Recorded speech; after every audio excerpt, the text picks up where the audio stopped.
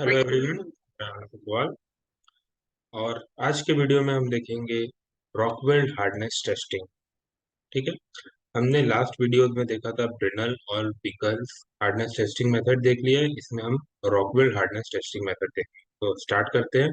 Rockwell hardness testing सबसे ज्यादा common type का हार्डनेस टेस्ट का मेथड है। रॉकवेल हार्डनेस टेस्टिंग मेथड ये बहुत फास्ट है, रिलायबल है और वाइड रेंज ऑफ मटेरियल के लिए हम इसको कर सकते हैं, जिसमें मेटल्स आ सकते हैं, अलॉयज आ सकते हैं, इवन प्लास्टिक भी आ सकता है। ठीक। ये किस तरह से काम करता है, इसमें हमको दो टाइप से लोड लगाना पड़ता है, एक बार माइनर लोड और एक बार मेजर लोड। ठीक है। इसमें हम लोड लगाते हैं और for specific duration of time हम लोड लगाते हैं इसमें। इसको हम प्रोसीजर में देखेंगे। ठीक। ये बहुत ही ज्यादा प्रिफर्ड मेथड है, क्योंकि इससे रिजल्ट हमको बहुत जल्दी मिलता है। ये जो मशीन दिख रही है, ये एक्चुअल मशीन है रॉकवेल हार्डनेस टेस्टिंग के लिए, और ये उसका लेआउट बनाया गया है। तो पहले अपन लेआउट को देखते हैं। यहाँ पे जो स्क्रीन है ऊपर में, जो यहाँ पे डायल फेस दिख रहा है, दैट इज कॉल्ड इंडिकेटर। इसमें हमको जो भी हम रीडिंग ले रहे हैं वो हमको यहाँ पे पता लगती है। फिर उसके बाद एक होता है इंडेंटर होल्डर, जो इंडेंटर को होल्ड करके रखता है। फिर उसके बाद तीसरा पॉइंट है इंडेंटर। ये हमारा इंडेंटर है। ठीक है। इसमें इंडेंटर दो अलग अलग टाइप के होते हैं, जिसको अपन डिस्कस करेंगे। जो चौथा है वो टेबल का स्क्रू है, जिस जो रोटेट होता है और हमारी टेबल ऊपर की तरफ उठती है। ठीक। जो पांचवा है, ये हमारा व्हील है, जो कि यहाँ पे भी आपको दिख रहा है।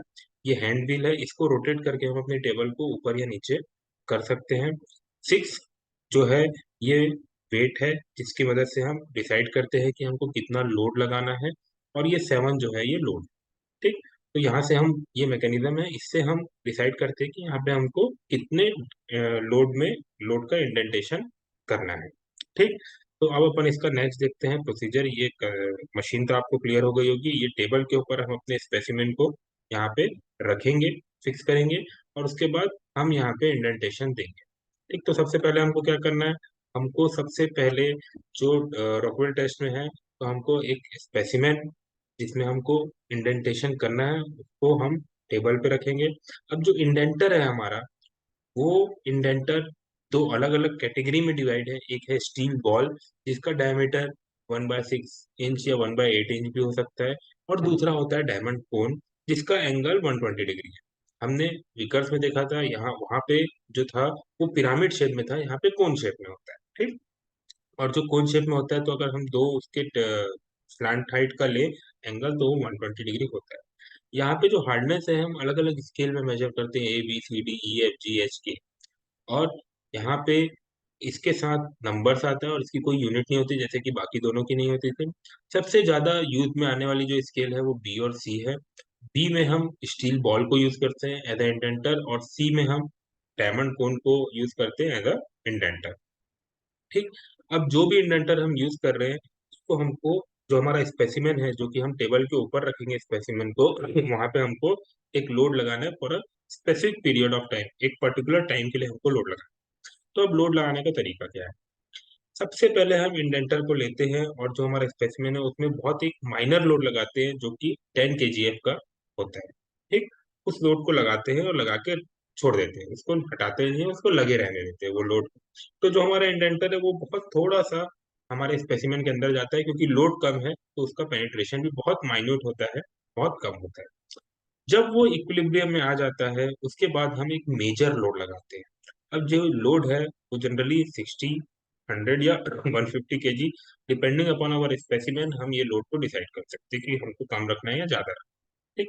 जनरली जो एलॉयज होते हैं, एल्यूमिनियम के, कॉपर के, या सॉफ्ट स्टील होता है, उसमें हम बॉल इंडेंटर यूज करते हैं, और उसका डायमीटर 1/6 इंच भी रख सकते हैं, 1/8 इंच भी रख सकते हैं। और जो लोड हम लगाते हैं, that is around 100 kgf load. और ये होता है हमारा scale B, Rockwell hardness scale B method से होता है। जब मटेरियल की हार्डनेस ज्यादा होती है, हमको पता है कि वो हार्डर एलॉय है या कास्ट आयरन है, जो कि बहुत हार्ड होता है, जब कार्बन कंटेंट ज्यादा हो जाता है, तो उस केस में फिर हम बॉल इंडेंटर की जगह डायमंड कोन को यूज करते हैं, ताकि जो इंडेंटेशन है वो हार्ड मटेरियल में, क्योंकि डायमंड बहुत हार्ड है, तो वो हार्ड मटेरियल में इंडेंटेशन प्रोवाइड कर सके। यहाँ पे हमको लोड भी ज्यादा लगाना रहता है, अराउंड 150 kgf का। और इसको हम बोलते हैं रॉकवेल हार्डनेस स्केल सी। ठीक। तो ये बी और सी ही सबसे ज्यादा यूज में आता है। अब जब हमने मेजर लोड लगाया, तो मेजर लोड लगाने के बाद उसको भी हम कुछ समय तक रखते हैं, और उसके बाद हम लोड को रिमूव करते हैं। लोड कौन से लोड को रिमूव करते हैं? हम मेजर लोड को रिमूव करते हैं, माइनर लोड को लगे हैं। ठीक। तो जब हम मेजर लोड को रिमूव करते हैं, तो मटेरियल थोड़ा सा अपना बाउंस बैक करता है, जितना इंडेंटेशन हुआ है उसको थोड़ा वो बाउंस बैक करेगा, वो वापस से कम करेगा, लेकिन वो पूरा कम नहीं कर पाएगा, परमानेंट डिफॉर्मेशन तो हो जाएगा। जनरली जो टाइम रहता है टेस्ट का, वो अराउंड 10 से 30 सेकेंड तक रहता है, और हमको एक परमानेंट इंडेंटेशन मिल जाता है, जिसको अब हमको कैलकुलेट करना है, और उस इंडेंटेशन की मदद से हम उस मटेरियल का हार्डनेस पता करते हैं। ठीक है। अगर फॉर एग्जांपल हमारा HRC 63 कहीं आपने हार्डनेस देखा, तो HR मतलब रॉकवेल हार्डनेस, और C मतलब स्केल C यूज किया गया है। यहाँ पे अगर B होगा तो स्केल B यूज किया है। तो HR के बाद जो अल्फाबेट दिखता है, वो बताता है कि हम स्केल कौन सी यूज कर रहे हैं, और जो 63 है वो बताता है कि उसकी हार्डनेस कितनी है। जितना बड़ा ये नंबर होगा, उतनी ज्यादा मटेरियल की हार्डनेस होगी। ठीक। तो अब अपन एक लेआउट से देखते हैं कि सबसे पहले हम स्टेप वन में, ये हमारा इंडेंटर है, ये हमारा स्पेसिमेन है, हमने एक छोटा सा प्रीलोड लगाया, दैट इज ऑफ 10 kg है। तो बहुत ही मामूली सा जो हमारा इंडेंटर है, वो स्पेसिमेन के अंदर पेनिट्रेट किया। ठीक। अब उसके बाद हम सेकेंड स्टेप में एक एडिशनल लोड लगाते हैं, जो कि डिपेंड करता है मटेरियल में, 60 हो सकता है, 100 हो सकता है, 150 हो सकता है। तो जैसे ही हम वो एडिशनल लोड लगाएंगे, तो जो हमारा जो पेनिट्रेशन, डेप्थ ऑफ पेनिट्रेशन है, वो बढ़ जाएगा। ठीक। तो वो मैक्सिमम डेप्थ ऑफ पेनिट्रेशन तक जाएगा, और इस लोड को हम एक सर्टेन ड्यूरेशन के लिए लगा के रखेंगे। उसके बाद जैसे ही हम ये एडिशनल लोड या मेजर लोड हटाएंगे, तो ये डेल्टर जो है हमारा, ये वापस से ऊपर जाएगा, थोड़ा सा बाउंस बैक करेगा, मटेरियल रेजिस्ट करेगा, और उसको ऊपर की तरफ भेजेगा, और एक सर्टेन हाइट तक वो ऊपर जाएगा, और उसके बाद वो वहीं रुक जाएगा। जब वो रुक जाएगा, तो जिस पॉइंट में वो रुका है, वहां से लेके माइनर लोड लगाने के समय में जितना इंडेंटर अंदर गया था, वो दोनों के बीच की डिस्टेंस हमको नोट कर लेना है, and this distance is very important, और जिसको हम एच से डिनोट करते हैं, और इसी एच की मदद से हम पता लगाएंगे कि हमारा हार्डनेस मटेरियल का, स्पेसिमेन का कितना है। ठीक।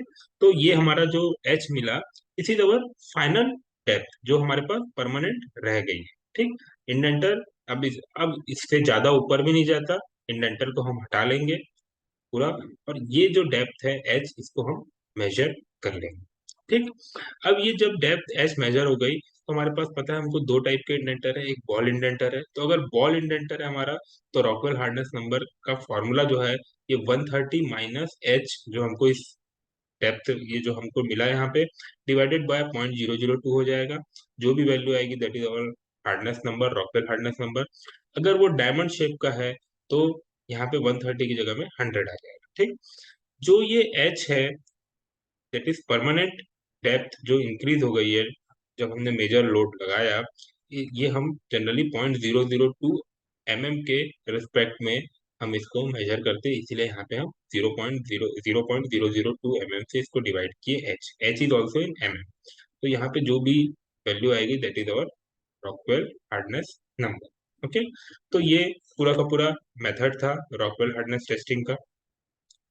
नेक्स्ट हम देखते हैं इसके एडवांटेज और डिसएडवांटेज। ठीक।